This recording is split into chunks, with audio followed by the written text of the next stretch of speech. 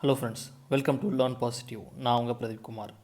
நம்ம சேனலை பார்த்துட்டு இருந்தீங்கன்னா லைக் பண்ணுங்கள், ஷேர் பண்ணுங்கள், கமெண்ட் பண்ணுங்கள், சப்ஸ்கிரைப் பண்ணுங்கள், பக்கத்தில் இருக்க பெல் ஐக்கானை கிளிக் பண்ணிக்கோங்க.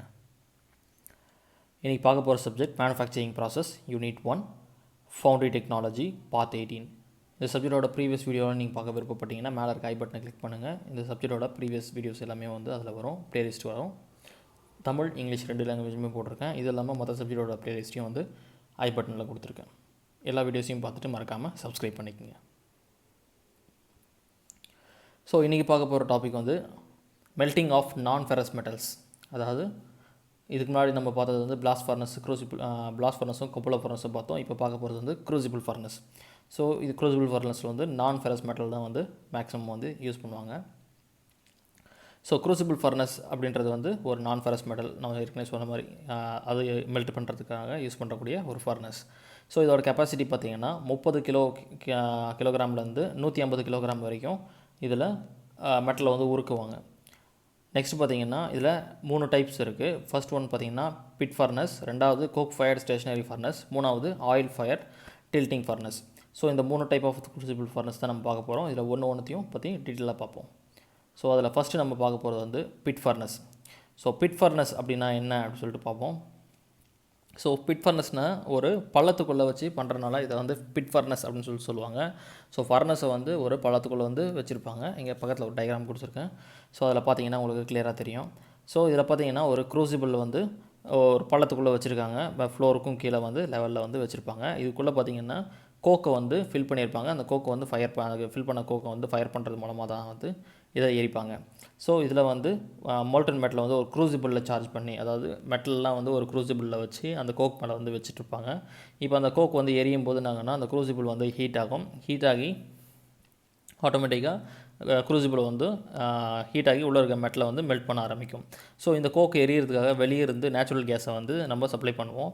ஸோ அப்படி சப்ளை பண்ணுற அப்போது என்னாகன்னா அந்த கோக் ஃபயர் ஆக ஆரம்பிக்கும். கோக் ஃபயர் ஆகி க்ரூசிபிளை ஃபயர் பண்ணும். க்ரூசிபிளை ஹீட் பண்ணி க்ரூசிபிளுக்கு உள்ளே இருக்க மெட்டலை மோல்டன் பண்ணும். ஸோ இதில் வர ஹாட் கேஸ் பார்த்திங்கன்னா வெளியே சிம்னி வழியாக மேலே ஒரு பெரிய சிம்னி வச்சுருப்பாங்க. அந்த சிம்னி மூலமாக வெளியே போகிற மாதிரியான ஒரு வச்சுருப்பாங்க. நம்ம கிச்சன்லாம் பார்த்திங்கன்னா எக்ஸாஸ்ட் வச்சுருப்பாங்க இல்லையா. ஸோ உள்ளே வர ஸ்மோக் இதெல்லாம் வெளியே போகிறதுக்காக. ஸோ அதே மாதிரி தான் சிம்னியை இங்கே வச்சுருப்பாங்க. அந்த சிம்னி வழியாக அந்த ஹாட் கேஸை வெளியே அமைச்சிருவாங்க. ஸோ இதில் பார்த்திங்கன்னா ஒரு பிட் ஃபர்னஸ்க்குள்ளே ஒரு குழிக்குள்ளே பார்த்திங்கன்னா நிறைய க்ரூசிபிள்ஸ் வச்சு பண்ணுறதுக்கும் வாய்ப்பு இருக்குது. இல்லைன்னா ஒரே ஒரு க்ரூசிபிள், ஒரு பெரிய க்ரூசிபிளாக வச்சு பண்ணுறதுக்கான வாய்ப்பும் இருக்குது.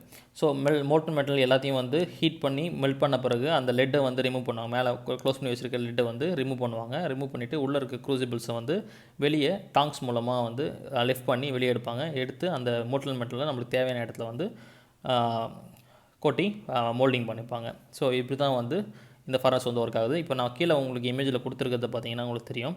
ஸோ இது ஒரு பிட் ஃபர்னஸோட டயக்ராம் தான். ஸோ இப்போ ஒரு பிட் ஃபர்னஸ் உள்ளே க்ளோஸ் பண்ணி வச்சுருக்காங்க ஃபஸ்ட்டு டயக்ராமில். செகண்டில் பார்த்தீங்கன்னா அந்த லிட் ஓப்பன் பண்ணுறாங்க. தேர்டில் அந்த க்ரூசிபிளை வெளியே எடுக்கிறது தான் நீங்கள் பார்த்துட்ருக்கீங்க. ஸோ இந்த 3 டயக்ராம்லேயும் உங்களுக்கு கிளியராக அது தெரியும். ஸோ அந்த லிட் எந்த அளவுக்கு ஹீட் ஆகிருக்கு, உள்ள இருக்க க்ரூசிபிள் அங்கே எடுக்கிறது மோல்டன் மெட்டல் கிடையாது, அது க்ரூசிபிள். அந்த க்ரூசிபிள் அந்த ஹீட் ஆகி அந்த நம்மளுக்கு அந்த ஃப்ளேம் இமேஜில் நம்மளுக்கு தெரியுது. அந்த க்ரூசிபிளுக்குள்ளே தான் நம்ம அந்த மோல்டன் மெட்டல் இருக்குது. ஸோ நம்ம நெக்ஸ்ட் பார்க்க போகிறது coke fired stationary furnace.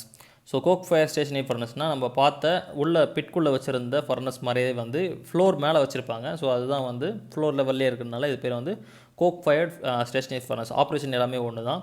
So உள்ளே பார்த்திங்கன்னா ஒரு ஸ்டேஜ் இருக்கும். ஸ்டேஜ் மேலே க்ரூசிபிள் வச்சுருப்பாங்க. அதை சுற்றி என்ன பண்ணுவோம்னா கோக் ஃபில் பண்ணிவிடுவாங்க.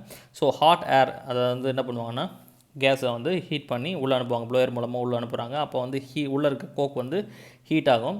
ஸோ இந்த க்ரூசிபிள் உள்ளே பார்த்தீங்கன்னா ரெஃப்ராக்டரி மெட்டீரியல்னால் ஃபில் பண்ணியிருப்பாங்க, க்ளோஸ் பண்ணியிருப்பாங்க. மேலே ஒரு சீல் டோர் இருக்குது.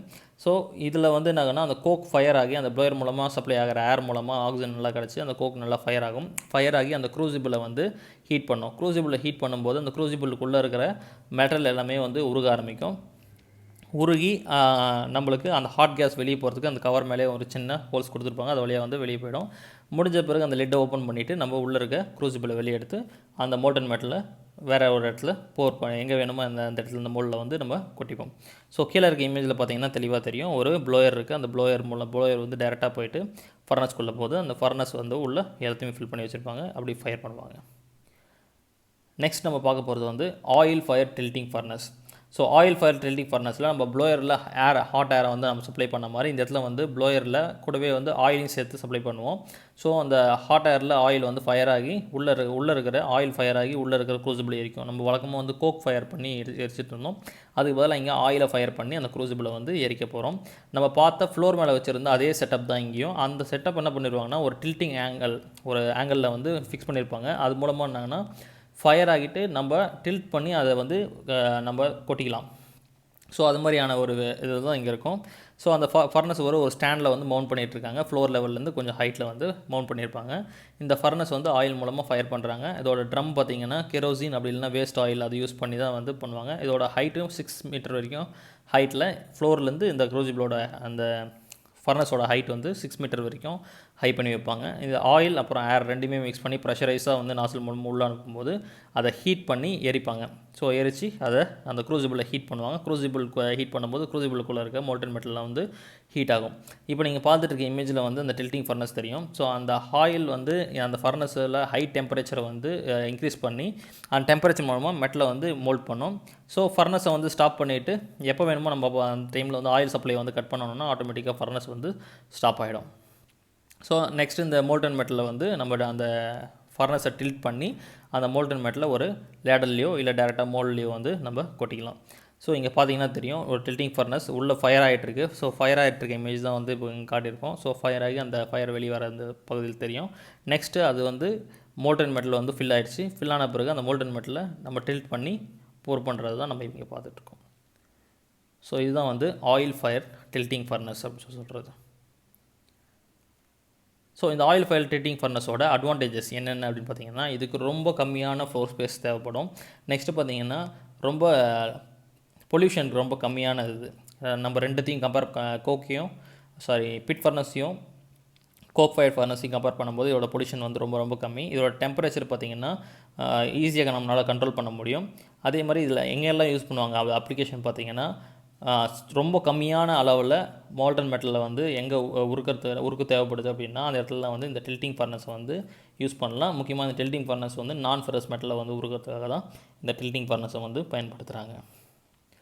ஃப்ரெண்ட்ஸ், இந்த வீடியோ உங்களுக்கு பிடிச்சிருந்ததுன்னா லைக் பண்ணுங்கள், ஷேர் பண்ணுங்கள், கமெண்ட் பண்ணுங்கள், மறக்காமல் சப்ஸ்கிரைப் பண்ணுங்கள். தேங்க்யூ.